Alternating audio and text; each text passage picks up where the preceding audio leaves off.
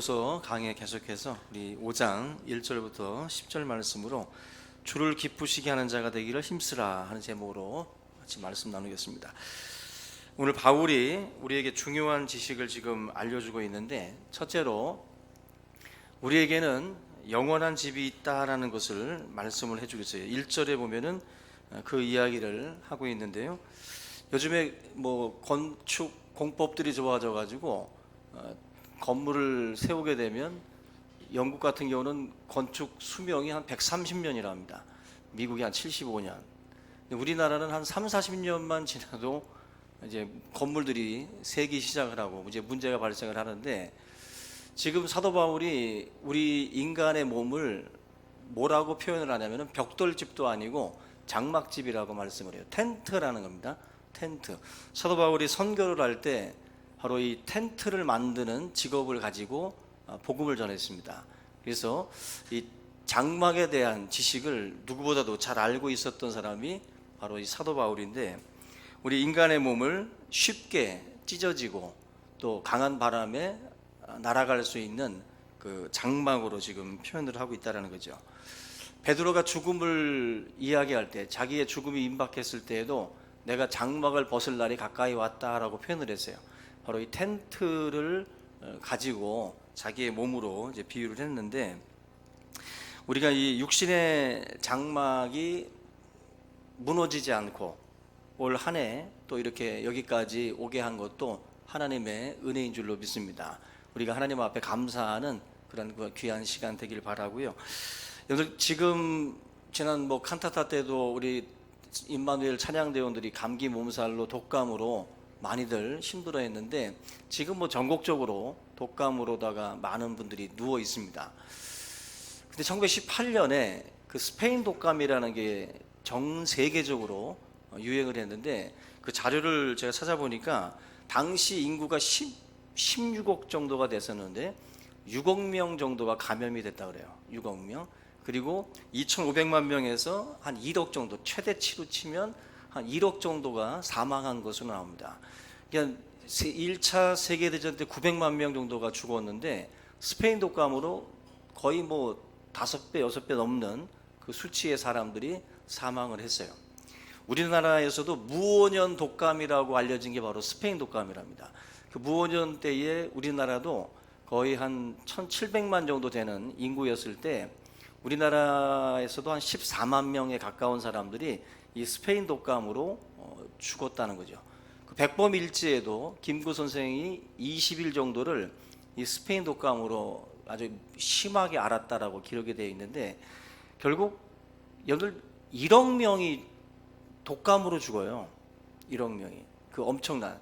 지금 우리가 이렇게 건강하게 살아갈 수 있는 것은 어떻게 보면 지금 의료의 발달 때문에, 의료기술의 발달로 인해서 우리가 살아있는 것이지, 우리 몸은 지금 뭐 얼마나 많은 예방접종들을 합니까? 뭐 소아마비, 그죠? 뭐 여러 이런 예방접종을 하는데, 그런 접종이 없으면 아마 지금도 수많은 아이들이 태어나서 얼마 살지 못하고 그리고 목숨들을 다 잃을 겁니다.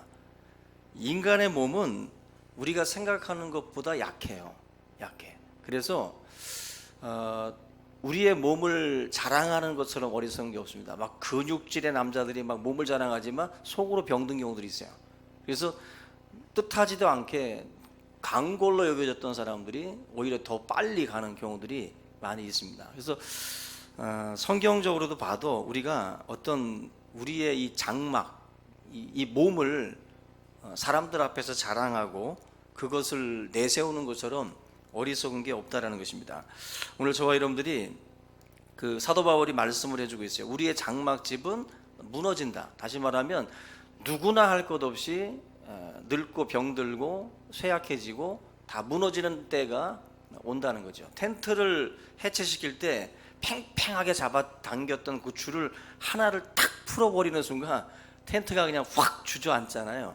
우리 인간도 어느 한 부분에 그 줄이 하나만 끊어져도, 사업의 줄만 끊어져도 사람이 확 꺾이잖아요. 퇴직하고 나서도 확 꺾이고, 그죠? 어떤 몸이 하나 또 무너져도 딱 꺾입니다. 사도 바울이 말씀하고 있는 내용들이 바로 그런 거거든요. 그래서 우리가 장막집이 무너지는 것에 대해서 많은 분들이 안타까워하고 그것을 지연시키려고 많이들 힘을 쓰지만, 결국에는 우리들이 생각하는 이 장막집은 무너진다. 이게 이제 사도 바울의 이야기입니다. 그러므로 저와 여러분들이 세상 사람들하고 같은 슬픔과 낙심으로 우리가 우리의 몸을 보면서 절망할 것인가? 그렇지 않다는 거죠. 사도 바울이 1절에서 말하는 우리에게는 뭐가 있어요? 하늘에 있는 영원한 집이 우리에게 있다. 그러니까 우리가 바라봐야 될 것은 이 장막집에 허물어지는 그 모습이 아니라 하늘에 있는 영원한 집이 있음을 우리가 보면서 낙심하지 말라는 것입니다. 아멘. 그러니까 우리가 올 한 해 우리의 장막은 1년을 쓴 만큼 또 낡았어요. 그죠? 햇빛에 낡고 이제 바람에 낡아졌습니다. 그래서 이 낡아짐에 대해서 우리가 우리의 시선을 계속 거기에 집중하면 우리의 마음이 우울해져요. 근데 하늘에 속한 저 영원한 집을 바라보게 되면 모두가 좀 더 기쁨으로 우리가 살아갈 줄로 믿습니다. 그래서 지난번에 말씀을 드린 것처럼 늙는다는 것, 죽는다라는 것은 새로운 집에 점점 가까이 간다라는 시각을 가지셔야 돼요. 그래서 우리가 우울한 감정으로 죽음을 보기보다는, 또 우리의 늙음을 보기보다는 바로 하나님의 영원한 집, 우리의 신령한 몸으로의 변화에 더 가까워지고 있다라는 시각으로 바꾸라는 거예요. 그게 지금 사도 바울이 1절에서 말씀하고 있는 내용입니다.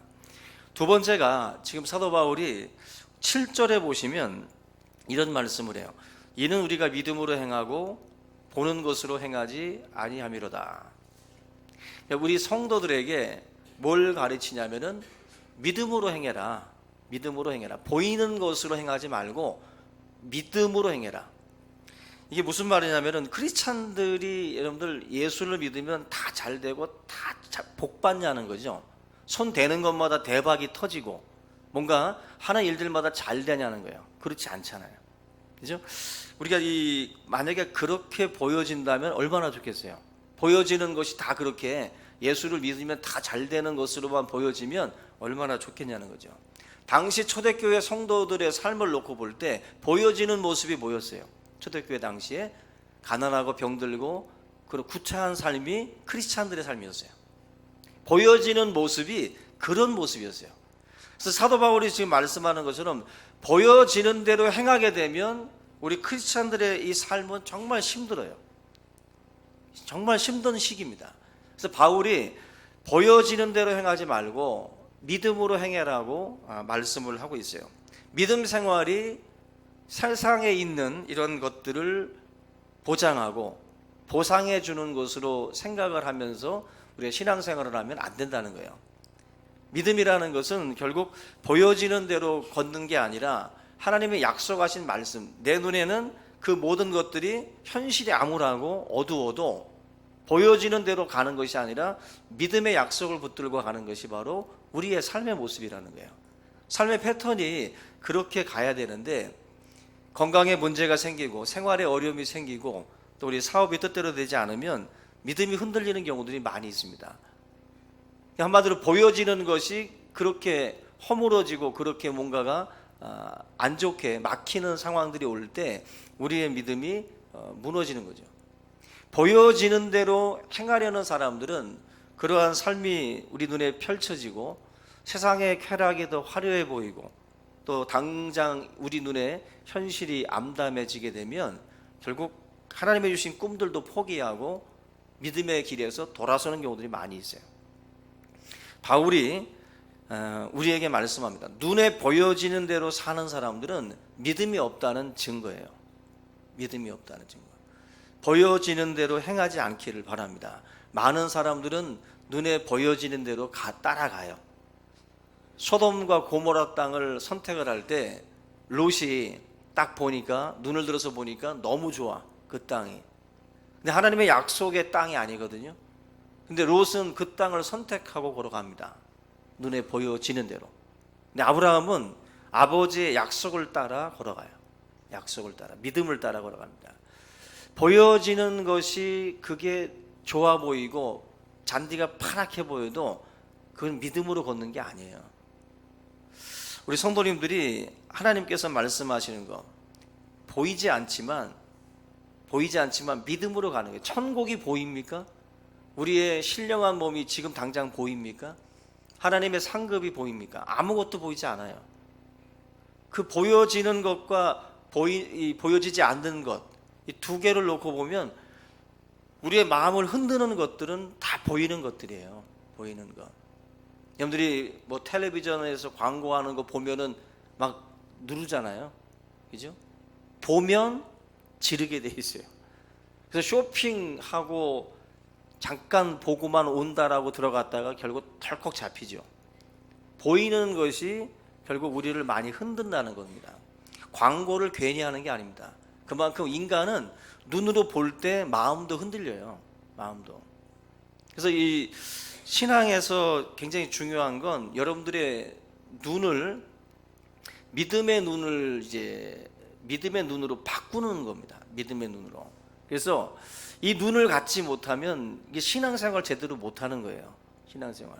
그래서 하나님의 약속의 말씀을 믿고 내 육신에 보여지는 것이 아니라 보이지 않는 영원한 집을 사모하고 또 하나님께서 약속하신 신령한 몸을 사모하고 주의 상급을 바라보면서 달려가는 것이 바로 믿음으로 행하는 사람이라는 것입니다. 믿음으로 행동할 때 하나님이 기뻐하신다 그랬어요. 히브리서 11장 6절에 믿음이 없이는 하나님을 기쁘시게 하지 못한다 그랬습니다. 그런데 올 한 해 하나님께서 여러분들을 보고 기뻐하셨을까? 아멘입니까? 여러분들을 보고 하나님이 기뻐하셨을까요? 주일 이렇게 교회 오시는 것 보고 기뻐하셨을까요? 믿음으로 오지 않으면, 믿음으로 봉사하지 않으면, 믿음으로 드리지 않으면 다 헛고입니다. 하나님 기뻐하지 않습니다. 하나님에 대한 믿음이 없으면, 여기 성경에 히브리서 11장에 보면은 이렇게 말씀을 해요. 믿음이 없이는 하나님을 기쁘시게 하지 못하나니, 하나님께 나아가는 자, 오늘 이렇게 예배드리러 나오는 자들은 반드시 그가 계신 것과 또한 그가 자기를 찾는 자들에게 상 주시는 이심을 믿어야 할지니라. 이게 믿음이랍니다. 오늘 주일날 이렇게 교회 나올 때 그가 계신 것과 그를 찾는 자들에게 상 주시는 자다라는 것을 믿냐는 거예요. 그게 믿음입니다. 그 믿음으로 나오면 하나님이 기뻐하신다는 거예요. 여러분들 믿음이라는 게 되게 중요해요. 하나님이 계시다라고 믿고 살아가는 사람하고 하나님을 믿지 않는 삶은 같을 수가 없어요. 같을 수가 없습니다. 여러분들의 삶이 달라지는 이유는 여기에 걸려 있어요. 그가 계신 것, 하나님의 살아 계신 것에 대한 믿음이 결여되어 있을 때 아무것도 하나님 앞에 우리는 드린 것이 없는 거예요. 하나님께 어떠한 기쁨도 드리지 못한 그런 삶이라는 것입니다. 오늘 우리 모두가 믿음으로 하나님 앞에 나왔기를 원합니다. 정말 믿음을 가지고 나와서 하나님께 기쁨을 주는 그런 예배자가 될 수 있기를 주님의 이름으로 축원합니다. 결국 우리가 보는 것으로 행하는 것이 아니라, 보여지는 게 아니라 하나님의 약속의 말씀들을 믿음으로 받아들이고 나아가는 것, 그게 굉장히 중요한 거예요. 굉장히. 그러한 삶에 하나님께서 역사하시고 또 그러한 삶을 하나님이 기뻐하시는 겁니다. 그 미타니 야스토라고 하는 일본 기업인이 있는데, 이분이 역전인생이라는 책을 썼고 우리나라에서도 2002년도에 출판이 됐는데, 이분이 1952년에 일본의 대기업 가네보에 입사해서 45년 동안 이제 근무를 합니다. 평사원으로 들어갔다가 회장의 자리까지 오른 사람이 바로 이 미타니 야스토입니다. 근데 이 사람에 대한 이야기가 우리 신앙인들에게 귀감이 되고 도전을 주는데, 이분은 회장을 역임하기 전까지 3번이나 좌천이 됐고 굉장한 그 불이익을 많이 당했던 분이에요. 왜 그랬냐면 이 미타니 야스토의 부인이 독실한 크리스찬이었습니다. 그래서 이분의 전도를 통해서 예수님을 영접을 하고, 이분이 52년에 입사했는데 62년에 이제 세례를 받고 하나님 앞에 헌신하기로 다짐을 해요. 10년 만에 그렇게 세례를 받게 되는데, 근데 이 세례 받고 헌신하기로 작정한 이후부터 이제 크나큰 시련이 시작이 됐습니다.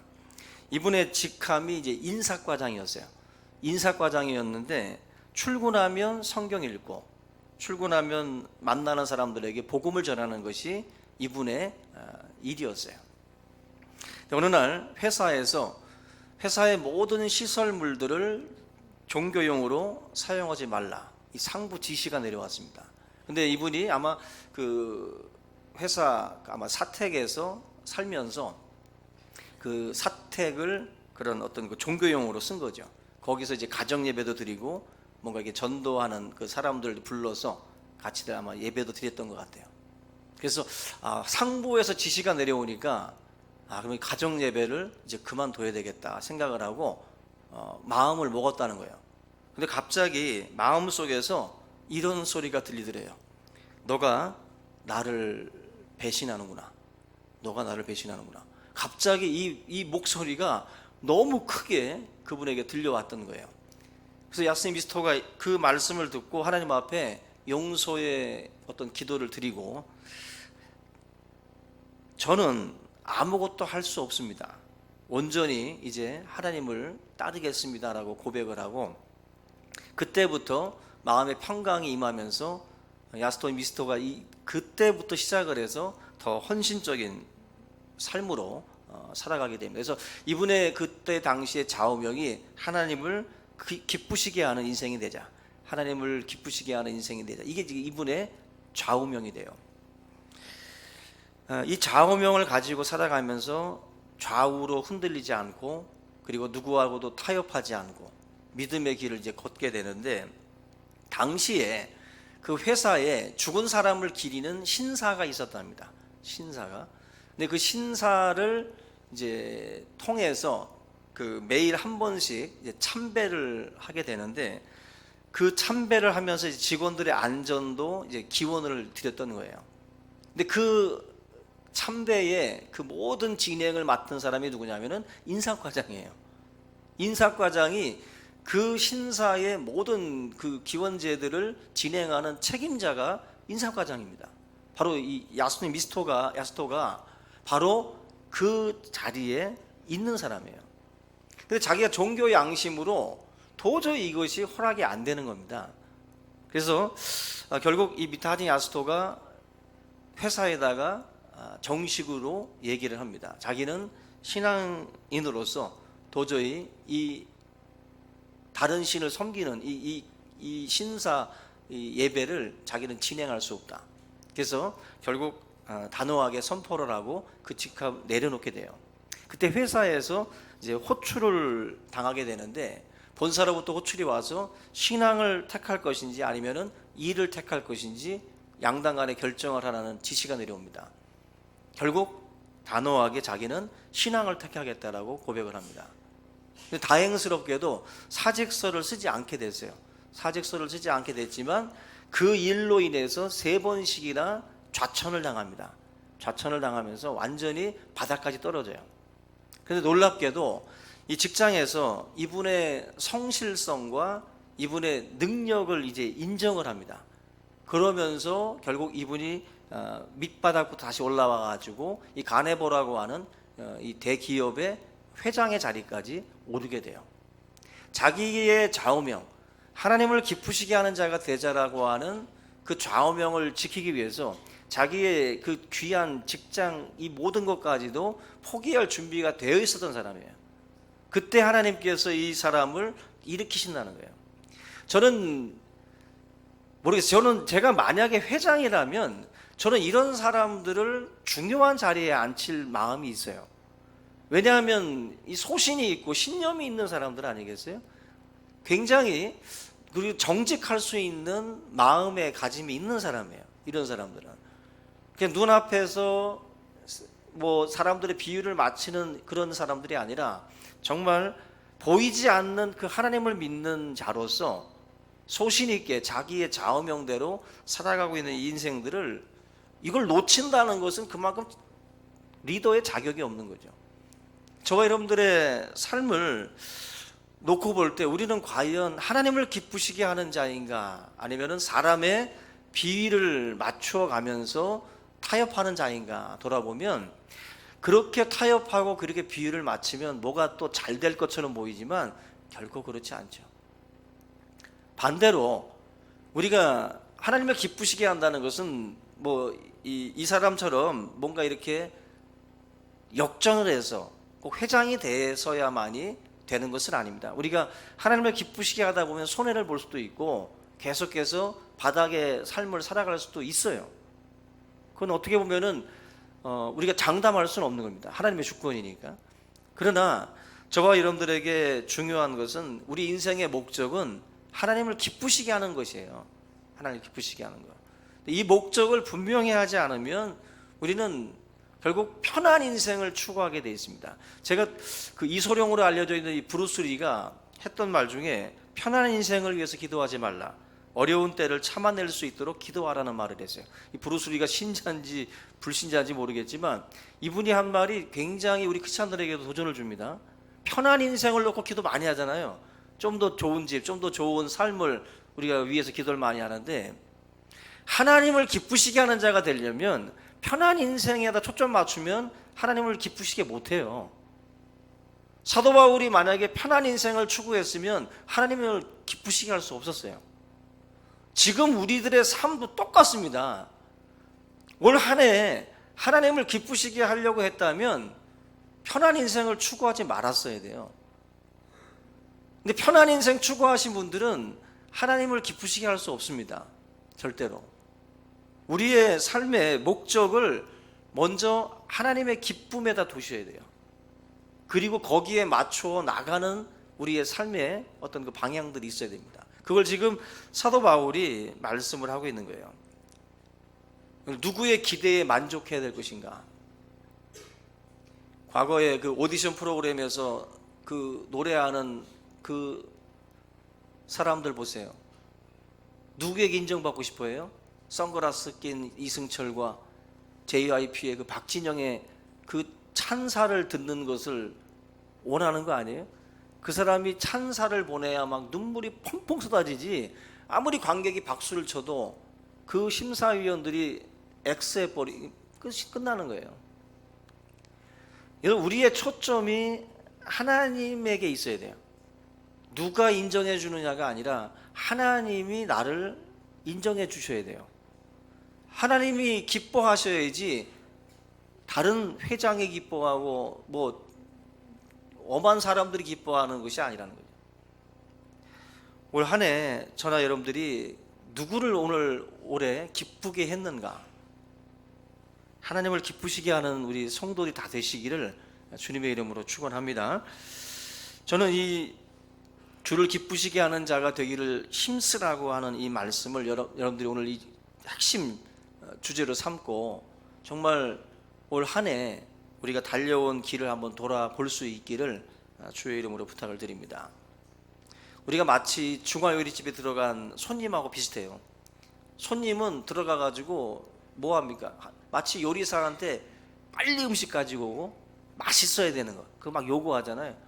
하나님 앞에도 우리가 마치 그런 위주예요. 교회 와서도 내가 손님이고 하나님이 주방 요리사야. 그래서 하나님은 나한테 빨리 좋은 것을 빨리 가지고 와야 돼. 그런 마음으로 예배하고 그런 마음으로 신앙생활하는 분들 많습니다. 그건 잘못된 거예요. 내가 하나님을 기쁘시게 해야 되는데 하나님이 나를 기쁘게 하도록 음식을 만들어 와야 돼.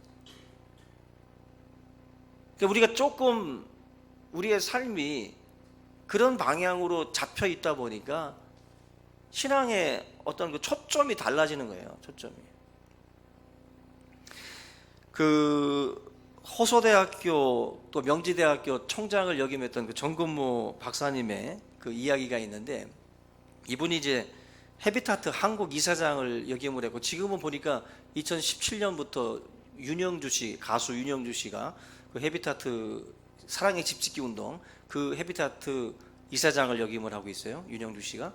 근데 정근모 박사님이 헤비타트 운동을 이제 처음 이제 시작을 할 때 그 회고록에 보면은 그 지미 카터가 2001년도에 원래 이제 지미 카터 부부가 각 나라들을 이제 선정을 해가지고 그 지역에 가서 집을 지어주는 그 프로젝트들이 있는데 2001년도에 남아프리카 공화국으로다가 원래 배정이 됐다가 대한민국으로 이제 이게 갑자기 틀어졌답니다. 그래서 이제 지미 카터가 이제 한국에 와서 뭐 경기도 파주 뭐 이런 여러 지역에 집을 짓기 위해서 한국에 이제 머무르게 되는데 그때 있었던 일이에요. 그때 지미 카터 대통령이 원래 일정이 한 일주일 정도 월요일부터 금요일까지 그 사역을 하고 이제 토요일 날 아침에 돌아갈 그런 일정이었습니다. 미국으로 돌아갈 일정이었는데 갑자기 김대중 대통령이 토요일 저녁에 영빈관에서 만나자는 그러한 그 전갈이 왔어요. 토요일 날 저녁에. 근데 원래 토요일 아침에 출발해야 되는데 저녁 때 만나자는 겁니다. 미국 대통령으로 지미 카터가 재임 기간에 이 김대중 대통령이 어려움을 크게 당할 때 도와줬던 생명의 은인이랍니다. 그래서 이 인연이 있다 보니까 김대중 대통령은 지미 카터를 초대를 한 거예요.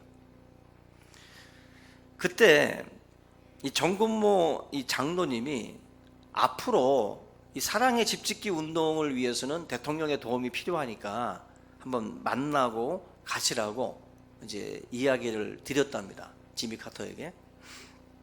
근데 지미 카터는 그 이야기를 거절했대요. 거절한 이유가 토요일 아침에 비행기를 타고 미국 아틀란타에 도착을 해서 토요일 저녁에 고향집에 돌아가야 주일 아침에 주일학교 어린이들을 가르칠 수 있기 때문에 그래서 안 된다는 거예요. 안 된다는 거예요. 그래서 교회에서 내게 맡겨진 이 직분에 충성할 때가 가장 행복하다고 지미 카터가 말하더랍니다.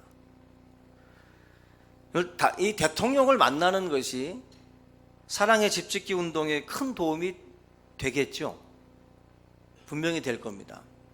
그런데 지미 카터가 뭐라고 했냐면은 이 일은 예수님이 주인이시고 하나님이 주인이시기 때문에 우리가 하는 이 일이 하나님이 기뻐하시는 일이라면 하나님께서 모든 것들을 준비해 놓고 공급해 주실 것이라 그랬어요. 이게 지미 카터예요.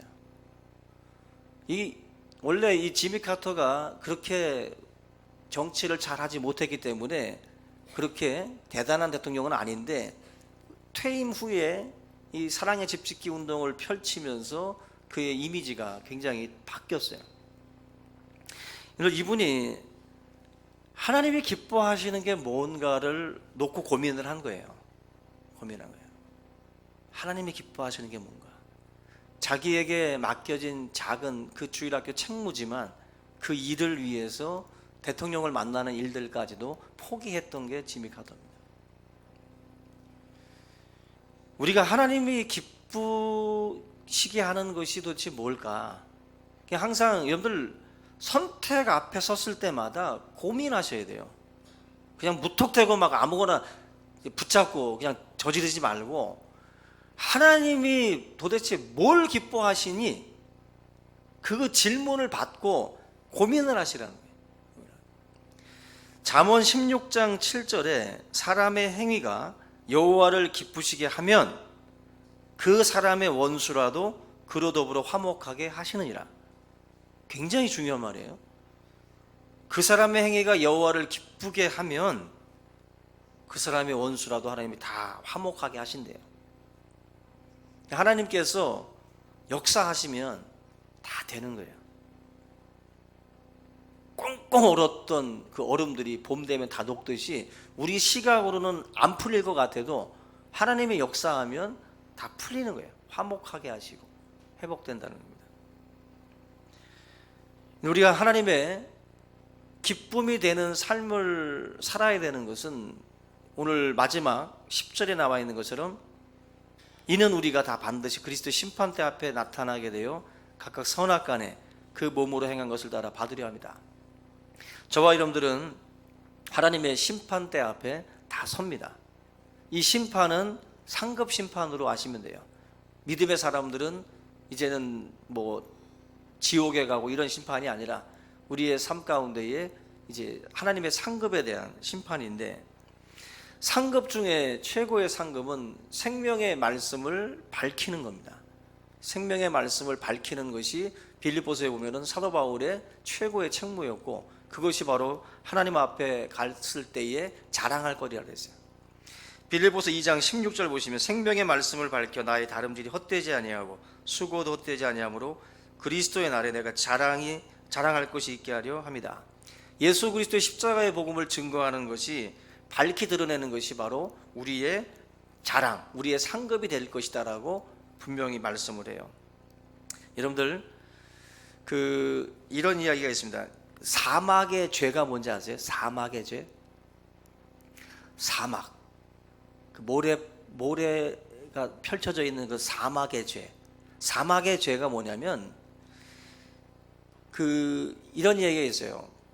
그레이엄 목사님의 그 책에 있는 내용인데, 이 그레이엄 목사님의 친구가 성지 순례를 갔다가 그 가이드에게 복음을 전했답니다. 이 가이드는 아랍인이었는데, 아랍인에게 복음을 전했는데, 가이드가 그 고백 뭐라고 얘기를 하냐면은, 자기가 지금까지 수십 년 동안 크리스찬들을 성지 순례 안내를 했대요. 성지 순례 안내를 했는데 자기에게 복음을 전한 것은 당신이 처음이라는 거예요. 당신이 처음이라는 거예요. 그래서 너무 미안해가지고 너무 죄송하다고, 크리스찬 대표로서 정말 죄송하다라고 사과를 했는데, 그분이 흥미로운 이야기를 해주는데 바로 이 사막의 죄라는 것을 이야기를 해주더래요. 사막의 죄. 사막의 죄란, 사막에서 물이 있는 곳을 발견한 사람이 다른 사람에게 말해주지 않는 것, 그게 바로 사막의 죄랍니다. 예전에 우리 운전하다 보면은 경찰, 교통경찰들 막 선글라스 끼고 있으면은 그 지나가면은 깜빡깜빡 켜줍니다. 우리가 서로 저쪽에 사이카 있다. 그러면 이제 우리가 그 사막의 죄를 안 범하려고 다 알려줘요. 저기 사이카 있다고. 그럼 그거 보고서 갑자기 속도 줄이고 다 얌전히 가죠. 이걸 사막의 죄라고 하면 좀 그렇지만, 어쨌거나 이 물을 발견한 사람이 그걸 알려주지 않는 게 사막의 죄예요. 결국 생명의 복음, 기쁨의 소식을 들은 사람이 이 소식을 전하지 않는 게 바로 사막의 죄입니다. 사막의 죄. 하나님의 심판대 앞에 섰을 때 저와 여러분들이 하나님 앞에 상급을 받아야 되는데, 그 상급 중에 최고의 상급이 뭐겠어요? 바로 복음을 전하는 것입니다. 복음을 전하는 것. 올 한 해 여러분들 사막의 죄를 범하진 않았는지 한번 생각해 보시고, 우리가 하나님을 기쁘시게 하는 것이 뭘까, 그걸 날마다 고민하셔야 돼요. 날마다 고민하면서 정말로 주님을 기쁘시게 하는 일에 우리가 더 힘쓰는 자들이 되어야 할 겁니다. 그래서 올 한 해 우리가 못 다했던 하나님의 그 사명들 잘 감당하고, 이 밝아오는 2020년에는 좀 더 우리가 열심을 가지고 더 힘써서 하나님을 기쁘시게 하는 우리 모두가 될 수 있기를 주님의 이름으로 축원합니다. 우리 오늘 이 시간 이 말씀을 함께 붙들고 통성으로 기도하겠습니다. 살아계신 하나님 아버지, 감사합니다. 오늘도 우리 모든 주의 성도들이 하나님 사막의 죄를 범하지, 또 우리가 올 한 해도 침묵하며 이 복음을 증거하지 못했던 우리의 죄악들을 또 회개하며 살아계신 하나님 앞에 용서를 구하는 귀한 시간이 될 수 있도록 함께하여 주시옵소서. 하나님 아버지, 우리가 참으로 하나님의 은혜로 말미암아 아버지 하나님의 우리가 여기까지 와 있음을 깨닫게 하시고, 하나님을 기쁘시게 하는 자로서 보여지는 것으로 행하지 아니하고 믿음으로 행하는 자들이 다 될 수 있도록 도와주시옵소서. 하나님, 참으로 약속의 말씀을 붙들고 믿음 가운데 거하기를 원합니다. 하나님 앞에 믿음으로 행하게 하셔서 하나님의 기쁨이 될 수 있도록 역사하여 주시옵소서. 이 땅을 살아갈 때에 우리 육신의 장막집이 무너지고, 또 아버지 하나님이여 우리의 삶이 병들고 연약할 때에도 우리 하나님 아버지께서 우리에게 주시는 소망과 또 우리에게 주시는 약속의 말씀들이 있음을 믿습니다. 영원한 집을 사모하고 또 신령한 몸을 사모하며 우리에게 주어진 이 시간을 또 우리가 충성하며 하나님 앞에 아름답게 가꾸어 나아갈 수 있도록 주여 인도하여 주시옵소서. 하나님께서 오늘도 우리에게 말씀하여 주실 때에 이 모든 말씀들 우리의 심비에 잘 새기게 하시고 하나님의 말씀 안에서 승리할 수 있도록 도와주시옵소서. 감사하고 예수님의 이름으로 기도합니다. 살아계신 하나님 아버지 감사합니다. 올 한 해를 돌아보며 하나님 우리의 삶이 진정 하나님을 기쁘시게 하는 그런 삶이었는지를 돌아볼 수 있도록 인도해 주옵소서. 하나님 세상의 비유를 마치고 사람을 기쁘게 하는 그러한 삶으로 또 우리가 걸어오진 않았는지 하나님 다시 한번 돌아보게 하시고 진정 하나님을 기쁘시게 하는 우리 믿음으로 행하는 그러한 모든 삶이 될 수 있도록 역사하여 주시옵소서. 하나님의 심판대 앞에 우리 모두가 다 서게 될 줄로 믿습니다.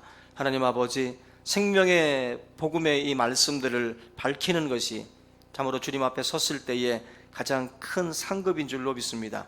우리 사막의 죄를 범하지 않게 하시고 우리가 받은 바 은혜, 주께 들었던 이 기쁨의 소식들을 우리들의 이웃들에게 증거하게 하셔서 많은 영혼들을 옳은 대로 생명의 길로 인도할 수 있도록 역사하여 주시옵소서. 우리 모두가 다 더욱더 주의 일에 힘쓰는 자가 되게 하시고 이제 2020년 새해에도 하나님의 기쁨이 되는 또 하나님을 기쁘시게 하는 자가 될 수 있도록 역사하여 주시옵소서. 감사하고 예수님의 이름으로 기도하옵나이다. 아멘.